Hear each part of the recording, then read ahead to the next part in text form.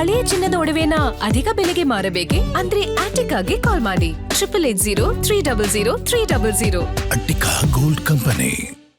ಪಾರ್ಥಿವ ಶರೀರವನ್ನ ಮಹಾರಾಜ ಕಾಲೇಜ್ನ ಗ್ರೌಂಡ್ಗೆ ಶಿಫ್ಟ್ ಮಾಡಲಾಗುತ್ತೆ. ಎಷ್ಟೊತ್ತಿಗೆ ಅಭಿಮಾನಿಗಳಿಗೆ ಅವಕಾಶ ಇದೆ? ಯಾಕಂದ್ರೆ ನೀವೇ ಹೇಳಿದಂಗೆ ಬರೀ ಕನ್ನಡ ಮಾತ್ರ ಅಲ್ಲ, ಭಾರತದಾದ್ಯಂತ ಕೂಡ ಯಶ್ ಜಾನಕಿ ಅವರ ಧ್ವನಿಗೆ ಅಭಿಮಾನಿಗಳಿದ್ದಾರೆ. ಅವರನ್ನ ನೋಡಬೇಕು, ಕೊನೆಯದಾಗಿ ನಮನ ಸಲ್ಲಿಸಬೇಕು ಅಂತ ಕಾಯ್ತಿದ್ದಾರೆ.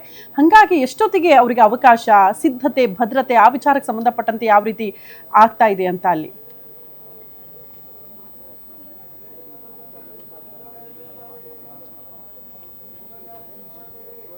ಈಗಾಗಲೇ ಇಲ್ಲೂ ಸಹ ಎಸ್ಕಾರ್ಟ್ನವರು ಬಂದು ಆಗಮಿಸಿರುವಂತದ್ದು. ಅದರಲ್ಲೂ ಸಹ ಈಗ ಗ್ರೌಂಡ್ ಬಳಿನೂ ಸಹ ಈಗಾಗಲೇ ಎಲ್ಲವನ್ನು ತನಿಖೆ ಇರಬಹುದು, ಅಲ್ಲಿ ಕೂಡ ಮಾಡಲಾಗಿದೆ. ಇನ್ನೇನು ಕೆಲವೇ ಕ್ಷಣಗಳಲ್ಲಿ ಪಾರ್ಥಿವ ಶರೀರವನ್ನ ಗ್ರೌಂಡ್ಗೆ ಅಲ್ಲಿ ರವಾನಿಸಲಾಗುತ್ತೆ.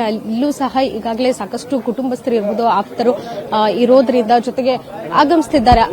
ಒಂದಷ್ಟು ಜನ ಕೂಡ ಸಾರ್ವಜನಿಕರು ಇಲ್ಲಿ ಆಗಮಿಸುತ್ತಿರುವಂತದ್ದು.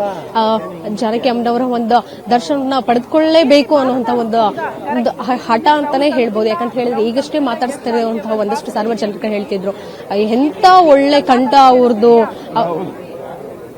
ರೀತಿಯಲ್ಲಿ ಬಂದಿರೋರನ್ನ ಮಾತನಾಡಿಸಬಹುದಾ? ಯಶ್ ಜಾನಕಿ ಅವರನ್ನ ಹೆಂಗ್ ನೆನಪು ಮಾಡ್ಕೊಳ್ತಾರೆ ಅಲ್ಲಿ ಬಂದಿರುವಂತಹ ಜನರನ್ನ? ಕೆಲವರನ್ನ ಮಾತನಾಡಿಸಬಹುದಾ?